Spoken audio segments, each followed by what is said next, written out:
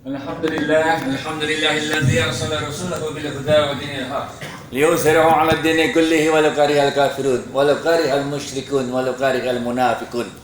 Asyhadu an la ilaha illallah wahdahu la syarika lah wa asyhadu anna Muhammadan 'abduhu wa rasuluhu la nabiyya ba'da. Allahumma shalli 'ala Muhammad wa 'ala ali Muhammad kama shallaita 'ala Ibrahim wa 'ala ali Ibrahim wa barik 'ala Muhammad wa 'ala ali Muhammad kama barakta 'ala Ibrahim wa 'ala ali Ibrahim fil alamina innaka hamidum majid.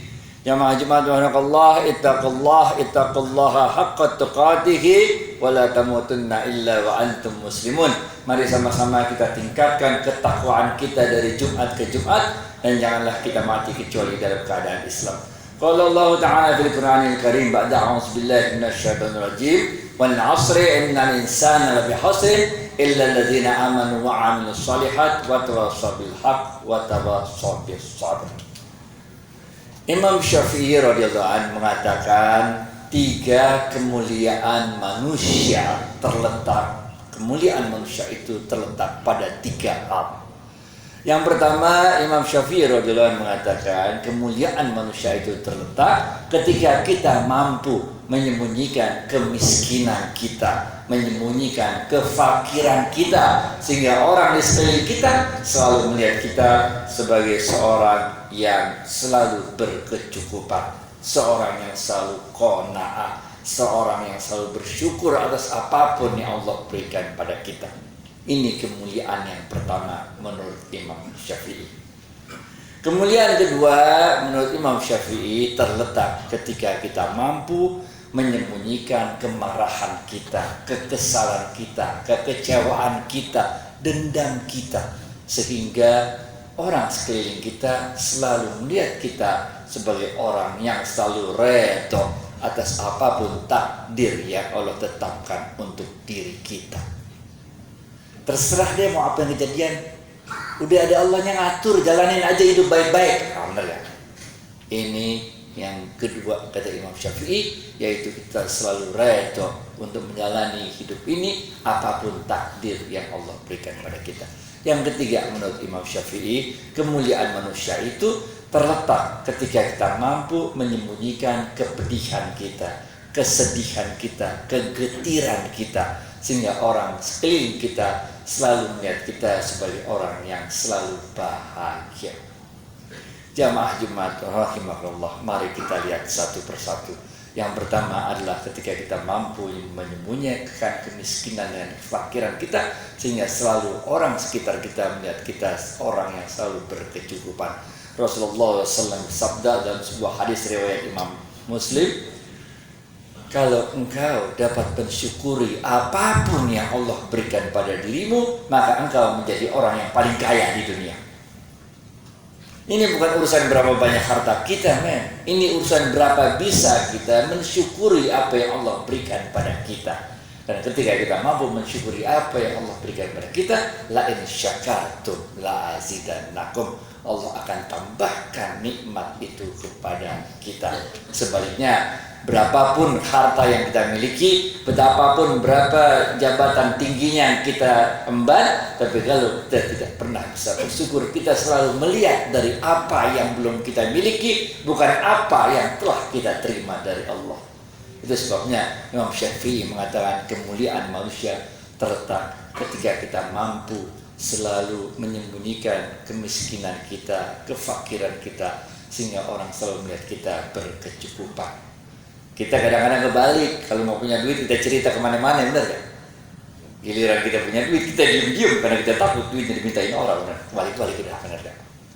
Yang kedua kata Imam Syafi'i, ketika kita mampu menyembunyikan kekesalan kita, kemarahan kita, kekecewaan kita, sehingga orang sekitar kita selalu melihat kita sebagai orang yang redha atas apapun kejadian takdir yang Allah timpakan pada diri kita. Allah berfirman dalam Al-Quran, dan tidak ada satu lembar dari daun pun yang jatuh kecuali dengan izinnya Allah. Hidup emang kayak begini, kalau Allah udah takdirin ya begitu dah. Umar bin Khattab radhiyallahu anhu mengatakan, seberapa besar pun upaya yang engkau lakukan tidak akan mampu merubah takdirnya Allah. What will come to you will come. What will not come to you will not. Apa-apa yang ditakdirkan Allah akan menimpa diri kita, pasti akan menimpa diri kita. Dan apa-apa yang ditakdirkan Allah tidak akan menimpa diri kita, pasti tidak akan pernah menimpa diri kita. Umar bin Khattab radhiyallahu melanjutkan, and the beauty of life is, dan indahnya hidup itu kita nggak tahu apa takdir Allah untuk diri kita. Ini yang buat hidup indah. Kalau kita udah tahu nggak seru hidup, bener gak? Ente lagi nyari jodoh, udah tahu ini bakal bukan jodoh kita ya, kagak enak kenalan, bener gak? Ente udah tahu nih pertandingan final bola, bener gak? Udah tahu siapa yang bakal menang, nontonnya nggak enak, bener gak?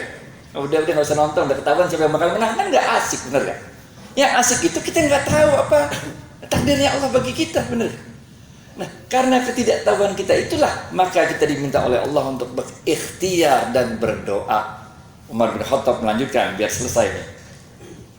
And yet Allah has full authority to change it. Dan Allah punya kuasa penuh untuk merubah takdir yang telah ditetapkan Allah pada diri kita dengan takdir lain yang terserah Allah apa takdir penggantinya itu.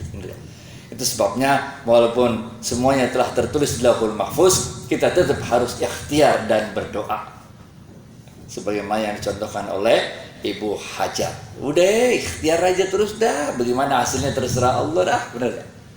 Jangan ukur segala sesuatu dalam hidup di dunia ini dengan duit. Jangan. Dalam ilmu tasawuf diajarkan rezeki paling rendah itu harta. Benar gak? Rasulullah SAW mengatakan, adanya ada Imam Ahmad, ada juga ada Imam Turmuzi, ada Imam Baihaqi, komplit lah pokoknya hadisnya ini masyhur. Benar. Kita jangan. Rasulullah mengatakan, hartamu itu belum menjadi rezekimu. Hartamu itu baru menjadi rezekimu ketika hartamu itu engkau makan masuk ke dalam perut, keluar jadi kotoran, baru jadi rezeki. Kalau cuma makanan doang belum jadi rezeki. Ya kita udah kayak kita waktu SD dulu mau makan es krim, itu udah deket mulut tuh, bener gak? Atau senggol orang jatuh, bener gak? Nggak rezeki, bener gak? Ini yang pertama kata Rasulullah SAW. Rezekimu itu, hartamu itu belum menjadi rezekimu. Rezekimu itu baru menjadi, hartamu itu baru menjadi rezekimu apabila tiga hal. Yang pertama, apabila kita makan masuk ke perut, keluar jadi kotor. Yang kedua, apabila harta itu kita belikan sesuatu, baju, celana, mobil, rumah, motor, jam tangan, handphone, segala macam, dan kemudian dia akan menjadi usang. Dan yang ketiga kata Rasulullah SAW, harta itu baru menjadi rezekimu kalau harta itu engkau sedekahkan, dan inilah yang akan kekal dalam kehidupanmu di dunia dan di akhirat. Apa-apa yang kita makan akan usang, apa-apa yang kita lakukan akan usang, akan hilang, dan apa-apa yang kita sedekahkan akan kekal. Ini kemuliaan yang kedua. Oke, jadi terima aja lah, takdir jalanin aja, ada Allah, bener gak? Kita udah umur segini kan udah pernah ngalamin berapa kali kesulitan hidup, bener gak? Lewat lagi.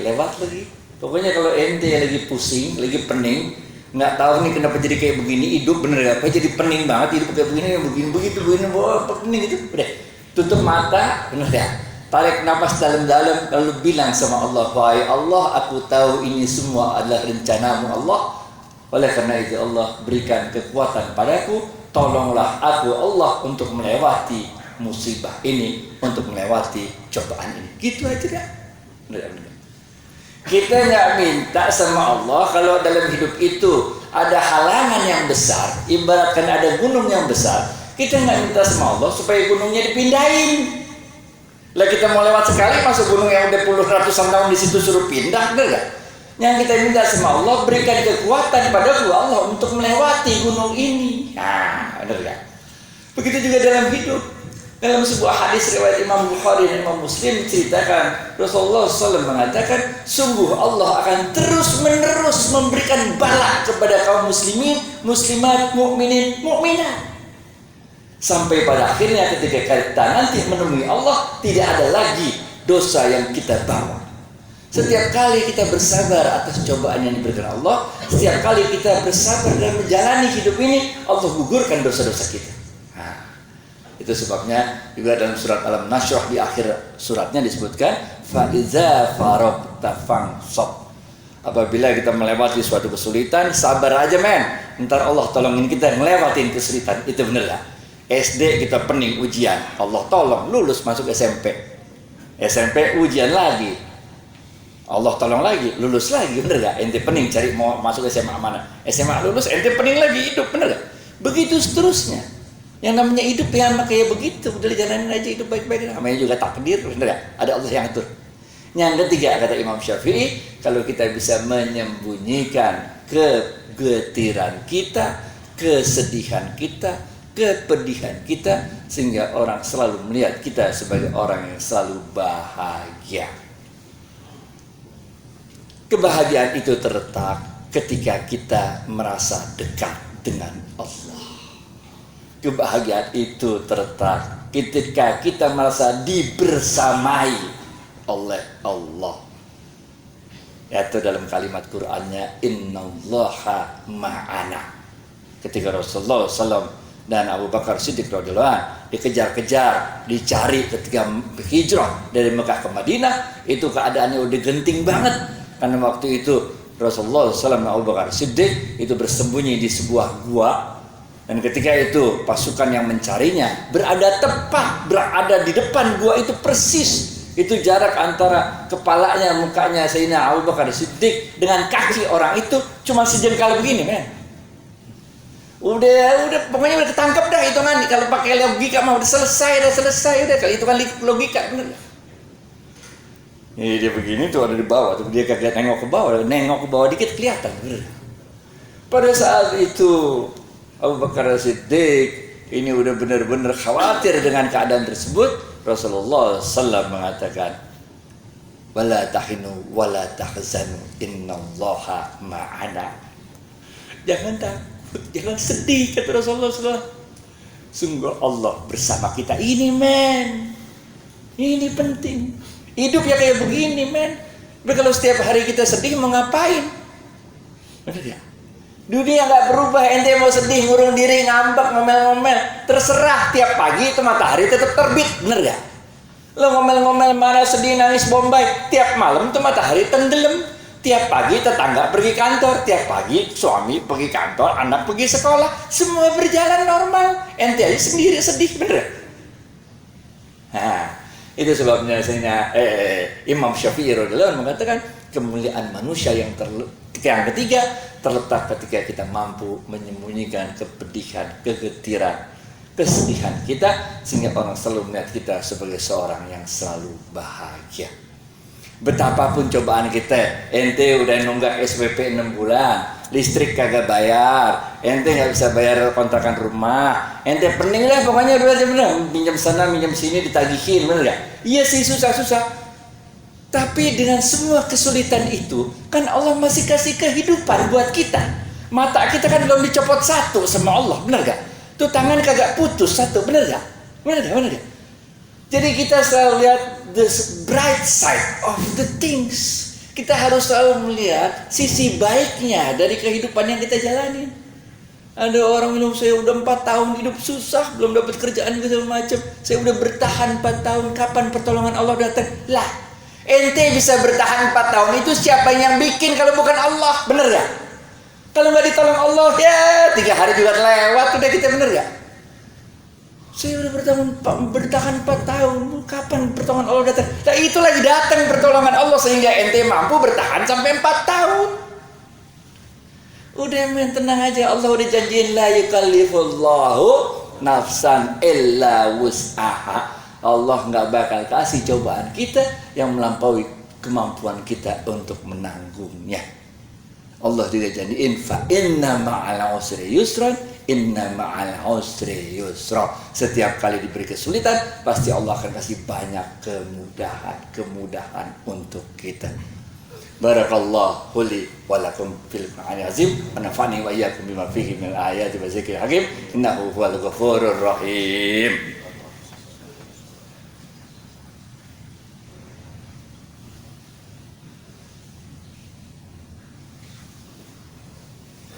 Alhamdulillahirabbil alamin. Allahumma shalli ala Muhammad wa ala ali Muhammad. Dalam sebuah hadis qudsi Allah Azza wa Jalla mengatakan, berdoalah kepadaku dengan menghadirkan jiwa. Sungguh aku tidak memandang kepada hamba-hambaku yang berdoa tapi tidak menghadirkan jiwanya dalam doa-doanya tersebut. Mari sama-sama kita hadirkan jiwa kita.